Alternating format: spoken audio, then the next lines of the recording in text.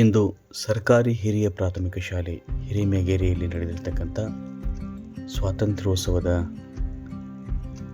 ಕೆಲವು ನೆನಪುಗಳನ್ನು ತಮ್ಮೊಟ್ಟಿಗೆ ಹಂಚಿಕೊಳ್ತಾ 80ರ ಹೊಸ್ತಿಲಲ್ಲಿ ಭಾರತ ಅಂತೂ ಇಂತೂ ಹಾಗೂ ಹೀಗೂ ಸ್ವಾತಂತ್ರ್ಯ ಪಡೆದ ನಂತರದ 79 ವರ್ಷಗಳನ್ನು ಪೂರೈಸಿದ್ದೇವೆ.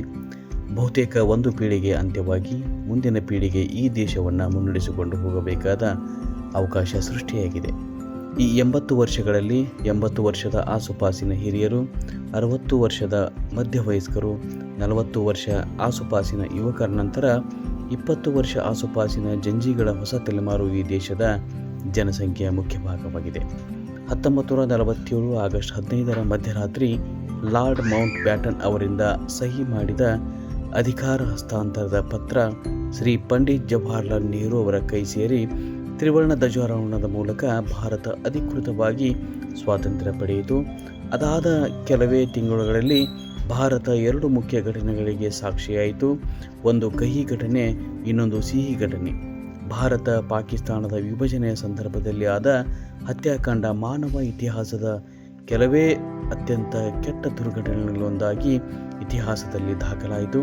ಅದೇ ರೀತಿ ಸಿಹಿ ಘಟನೆ ಎಂದರೆ ಭಾರತದ ಭವಿಷ್ಯ ನಿರ್ಧರಿಸುವ ಸಂವಿಧಾನ ಕರಡು ಸಮಿತಿಯ ಅಧ್ಯಕ್ಷರಾಗಿ ಡಾಕ್ಟರ್ ಬಾಬಾ ಸಾಹೇಬ್ ಅಂಬೇಡ್ಕರ್ ಅವರು ನೇಮಕವಾದದ್ದು. ಈ 80 ವರ್ಷಗಳ ನಂತರವೂ ಅಂದಿನ ಹಿಂದೂ ಮುಸ್ಲಿಂ ಸಂಘರ್ಷ ಈ ಕ್ಷಣಕ್ಕೂ ಜ್ವಾಲಾಮುಖಿಯಾಗಿ ಭಾರತ ತನ್ನ ಒಡಲೊಳಗೆ ಇಟ್ಟುಕೊಂಡು ಮುನ್ನಡೆಯುತ್ತಿದ್ದರೆ, ಈ 80 ವರ್ಷಗಳಲ್ಲಿ ಭಾರತ ವಿಶ್ವದ ಪ್ರಮುಖ ದೇಶವಾಗಿ ಅತ್ಯದ್ಭುತ ಪ್ರಜಾಪ್ರಭುತ್ವದ ಬಹುತ್ವ ದೇಶವಾಗಿ ಮುನ್ನಡೆಯಲು ಬಾಬಾ ಸಾಹೇಬರ ನೀತಿ ನಿರೂಪಣೆಯ ಸಂವಿಧಾನವೇ ಬಹುಮುಖ್ಯ ಕಾರಣವಾಗಿದೆ. ಈ ನಡುವಿನ ಮಹಾತ್ಮ ಗಾಂಧಿಯವರ ಹತ್ಯೆಯನ್ನು ಮರೆಯಲು ಸಾಧ್ಯವೇ ಇಲ್ಲ. ಜಗತ್ತಿಗೆ ಶಾಂತಿ ಅಹಿಂಸೆಯನ್ನು ಬೋಧಿಸಿದ ಮಹಾತ್ಮ ಗಾಂಧಿ ವ್ಯವಸ್ಥೆಯ ಕ್ರೌರ್ಯಕ್ಕೆ, ದ್ವೇಷಕ್ಕೆ ಬಲಿಯಾದದ್ದು ವಿಶ್ವ ಇತಿಹಾಸದ ಬಹುದೊಡ್ಡ ವಿಪರ್ಯಾಸ. ಈ ಮಧ್ಯೆ ಭಾರತ ಚೀನಾ, ಭಾರತ ಪಾಕಿಸ್ತಾನ ನಡುವಿನ ಯುದ್ಧಗಳು, ಸ್ವಾತಂತ್ರ್ಯ ಭಾರತದಲ್ಲಿ ದಾಖಲಾದ ತುರ್ತು ಪರಿಸ್ಥಿತಿ, ಜಯಪ್ರಕಾಶ್ ನಾರಾಯಣ್ ಅವರ ಸಂಪೂರ್ಣ ಕ್ರಾಂತಿಯ ಹೋರಾಟ, ಇಂದಿರಾ ಗಾಂಧಿಯವರ ಹತ್ಯೆ, ರಾಜೀವ್ ಗಾಂಧಿಯವರ ಹತ್ಯೆ, ಅಯೋಧ್ಯೆಯ ಬಾಬರಿ ಮಸೀದಿ ಧ್ವಂಸ, ಅಣ್ಣಾ ಹಜಾರೆ ಅವರ ಭ್ರಷ್ಟಾಚಾರ ವಿರೋಧಿ ಆಂದೋಲನ, ಶ್ರೀ ನರೇಂದ್ರ ಮೋದಿ ಅವರ ಅಧಿಕಾರ ಪಟ್ಟ, ಅಯೋಧ್ಯ ರಾಮ ಮಂದಿರದ ಪುನರ್ ನಿರ್ಮಾಣ, ಇದೀಗ ಜಂತರ್ ಮಂತರ್ನ ಹೊಸ ತಲೆಮಾರಿನ ಜಂಜಿ ಹೋರಾಟ ಭಾರತದ ಕೆಲವು ಪ್ರಮುಖ ಐತಿಹಾಸಿಕ ಕ್ಷಣಗಳು. ಮುಂದೇನು ಎಂಬ ಪ್ರಶ್ನೆ ಎಲ್ಲರಲ್ಲೂ ಮೂಡಬಹುದು. ಮುಂದೆ 2047ಕ್ಕೆ ಭಾರತ 100 ವರ್ಷಗಳನ್ನು ಪೂರೈಸಲಿದೆ. ಆ 100 ವರ್ಷಕ್ಕೆ ಭಾರತವನ್ನು ವಿಶ್ವ ಭೂಪಟದಲ್ಲಿ ಅತ್ಯಂತ ಮಹತ್ವದ ಸ್ಥಾನಕ್ಕೇರಿಸುವ ಜವಾಬ್ದಾರಿ ನಮ್ಮೆಲ್ಲರದು. ಇದು ಕೇವಲ ಆರ್ಥಿಕ ಅಭಿವೃದ್ಧಿಯೋ, ಸಾಮಾಜಿಕ ನ್ಯಾಯವೋ, ಸೈನಿಕ ಶಕ್ತಿಯೋ, ತಾಂತ್ರಿಕ ಪ್ರಗತಿಯೋ ಆಗಬಾರದು. ಇದೆಲ್ಲವನ್ನು ಮೀರಿದ ಸುಸ್ಥಿರ ಅಭಿವೃದ್ಧಿ ಬಹಳ ಮಹತ್ವದ್ದು. ದೇಶವೆಂದರೆ ಕೇವಲ ಮಣ್ಣು ಮಾತ್ರವಲ್ಲ, ಮನುಷ್ಯರು ಸಹ ಇದನ್ನು ಗಮನದಲ್ಲಿಟ್ಟುಕೊಂಡು ದೇಶವನ್ನು ಕಟ್ಟಬೇಕಾಗಿದೆ. ಸ್ವಾತಂತ್ರ್ಯೋತ್ಸವದ ಸಂದರ್ಭದಲ್ಲಿ ತಾಯಿ ನೆಲವನ್ನು ಸ್ಮರಿಸುತ್ತಾ 79ರ ಯೌವನದ ಸೃಷ್ಟಿಯ ಅತ್ಯದ್ಭುತ ಅತ್ಯಾಕರ್ಷಕ ಭರತ ಖಂಡವೇ, ನಿನ್ನೊಂದಿಗೆ ಈ ಕ್ಷಣ ನಾನಿರುವುದೇ ಒಂದು ಸೌಭಾಗ್ಯ. ಅದಕ್ಕೆ ಕೃತಜ್ಞತೆ ಸಲ್ಲಿಸುತ್ತಾ, ಸ್ವಾತಂತ್ರ್ಯ ಪಡೆದ 79 ವರ್ಷಗಳು, ಸಂವಿಧಾನ ಸ್ವೀಕರಿಸಿ 76 ವರ್ಷಗಳು, ಆದರೆ ನಿನ್ನ ಅಸ್ತಿತ್ವ ಸಹಸ್ರಾರು ವರ್ಷಗಳ ನಿರಂತರ ಚಲನೆಯಿಂದ ಕೂಡಿದೆ. ನನ್ನ ಭರತಖಂಡವೇ, ಏನೆಂದು ವರ್ಣಿಸಲಿ, ಎಷ್ಟೆಂದು ವರ್ಣಿಸಲಿ ನಿನ್ನನ್ನು? ಪದಗಳು, ಭಾವಗಳು, ಕಲ್ಪನೆಗಳಿಗೂ ನಿಲುಕದ ನಿನ್ನನ್ನು ಹೇಗೆಂದು ಹಿಡಿದಿರಲಿ ಈ ಪುಟ್ಟ ಹೃದಯದಲ್ಲಿ? ರಾಮಾಯಣ, ಮಹಾಭಾರತ, ಭಗವದ್ಗೀತೆಗಳೆಂಬ ಅಸಾಮಾನ್ಯ ಬೃಹತ್ ಗ್ರಂಥಗಳು ನಿನ್ನಲ್ಲೇ ಸೃಷ್ಟಿಯಾದವು. ಗೌತಮ ಬುದ್ಧ, ಮಹಾವೀರರೆಂಬ ಚಿಂತನ ಚಿಲುಮೆಗಳಿಗೆ ಜನ್ಮ ನೀಡಿದ್ದು ನೀನೇ. ಹಿಮಗಿರಿಯ ಸೌಂದರ್ಯ, ನಿತ್ಯ ಹರಿದ್ವರ್ಣದ ಕಾಡುಗಳು, ತುಂಬಿ ತುಳುಕುವ ನದಿ, ಆಕರ್ಷಕ ಈ ಒಂದು ಧ್ವಜಾರೋಹಣ ಕಾರ್ಯಕ್ರಮವನ್ನು ನಮ್ಮ ಶಾಲೆಯ ದೈಹಿಕ ಶಿಕ್ಷಕಿಯರಾಗಿರ್ತಕ್ಕಂಥ ಶ್ರೀಮತಿ ಸುಮಂಗಲ ಗಟ್ಟಿ ಮೇಡಮ್ ಅವರು ನೆರವೇರಿಸಿಕೊಡ್ಬೇಕಂತ ಗಮನಿಸ್ಕೊಳ್ತಾ ಇದ್ದೀನಿ. ಋಷಿ ಬಣಿಗಳ ದಾಸ ಆಚಾರ್ಯರ ಪಂಡಿತ ಪಾಮರರ ನೆಲವೀಡು ನಿನ್ನದೇ. ಸಮಾನತೆ ಹರಿಕಾರ, ಪ್ರಜಾಕ್ರಾಂತಿಯ ಧೀಮಂತ ಬಸವಣ್ಣ ಜನಿಸಿದ್ದು ಈ ಮಣ್ಣಿನಲ್ಲಿಯೇ. ವಿಶ್ವ ದಾರ್ಶನಿಕ, ಸಾಂಸ್ಕೃತಿಕ ರಾಯಭಾರಿ ಸ್ವಾಮಿ ವಿವೇಕಾನಂದರು ಹುಟ್ಟಿದ್ದು ಈ ನೆಲದಲ್ಲೇ. ಹಿಂದೆಂದೂ ಹುಟ್ಟಿರದ, ಮುಂದೆಂದೂ ಹುಟ್ಟಲು ಅಸಾಧ್ಯವಾದ ಅಂಬೇಡ್ಕರ್ ಎಂಬ ಜ್ಞಾನದ ಬೆಳಕಿನ ಕಿಡಿ ಬೆಳಗಿದ್ದು ನಿನ್ನ ತೋಳಿನಲ್ಲೇ. ಮಾನವ ಜನಾಂಗದ ಕೌತುಕ ಗಾಂಧಿ ಎಂಬ ಮಹಾತ್ಮ ಬದುಕಿದ್ದು ನಿನ್ನ ಮಡಿಲಲ್ಲೇ. ಹೆಣ್ಣೆಂಬುದು ದೇವತೆಯಾದದ್ದು ನಿನ್ನೀ ಮನದ ಭಾವನೆಗಳಲ್ಲೇ. ತಂದೆ ತಾಯಿಗಳೇ ದೇವರಾದದ್ದು ನೀನೀ ನೆಲದ ಮಹಿಮೆಯಿಂದಲೇ.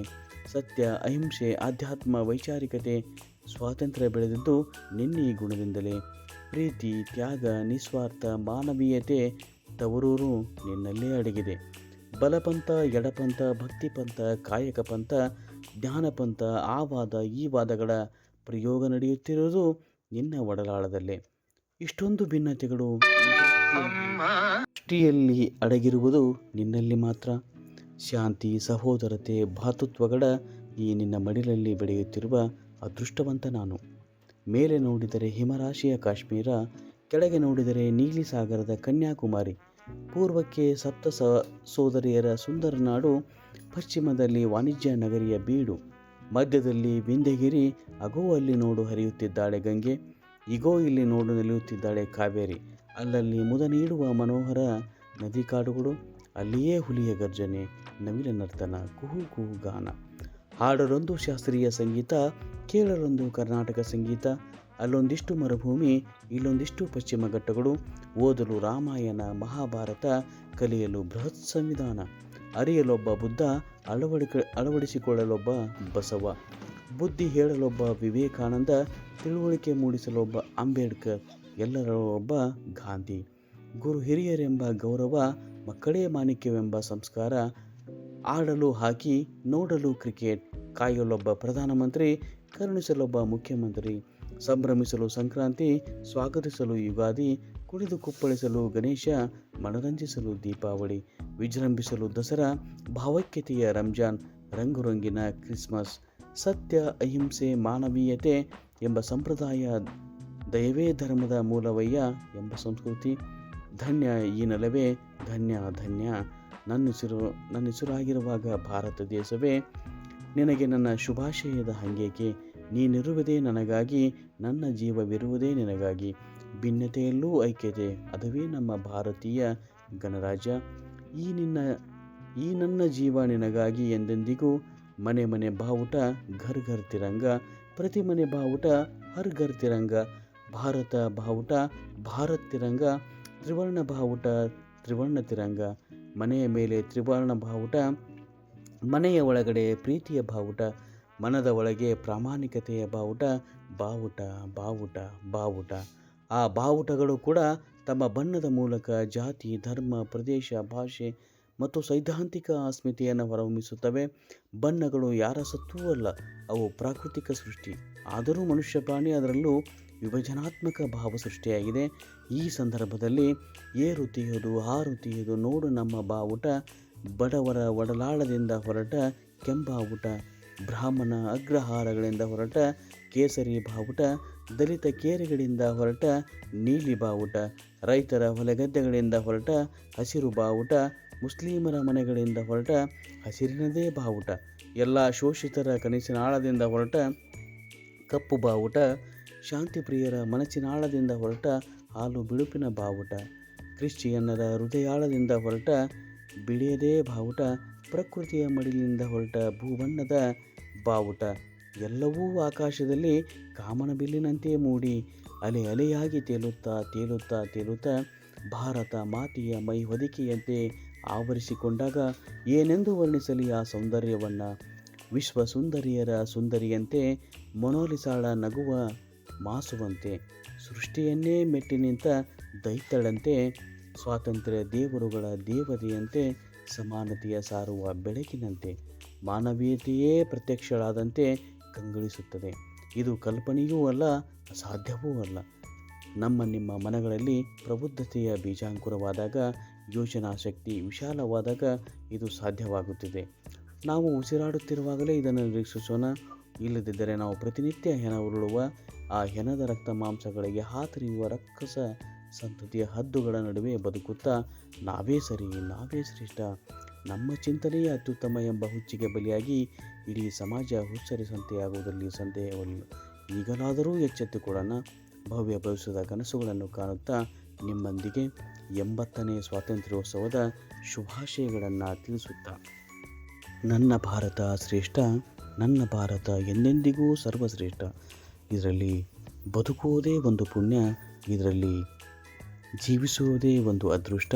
ಇಂತಹ ನೆಲದಲ್ಲಿ ನಾವು ನೀವು ಬದುಕಿ ಮಾನವೀಯತೆಯ ಬದುಕಿಗೆ ಸಾಕ್ಷಿಯಾಗುತ್ತಿರುವುದು ನಮ್ಮೆಲ್ಲರ ಪುಣ್ಯವೇ ಸರಿ. ಹೀಗಾಗಿ ಪ್ರತಿ ಸ್ವಾತಂತ್ರ್ಯವೂ ಕೂಡ ಅತ್ಯಂತ ಉತ್ಸವದಿಂದ ಆಚರಿಸುವಂತಾಗಲಿ, ಪ್ರತಿ ಸ್ವಾತಂತ್ರ್ಯ ಅತ್ಯಂತ ವಿಜೃಂಭಿಸುವಂತೆ ಆಗಲಿ. ಹಿಂದೂಸ್ತಾನ ನನ್ನ ಆತ್ಮ, ಹಿಂದೂಸ್ತಾನ ನನ್ನ ದೇಹ, ಹಿಂದೂಸ್ತಾನ ನನ್ನ ಹೃದಯ, ಹಿಂದೂಸ್ತಾನ ನನ್ನ ಮನಸ್ಸು ಎಲ್ಲವನ್ನೂ ಒಳಗೊಂಡಿರ್ತಕ್ಕಂಥದ್ದು ನನ್ನ ಹಿಂದೂಸ್ತಾನ. ಬೋಲೋ ಭಾರತ್ ಮಾತಾ ಕಿ ಜೈ.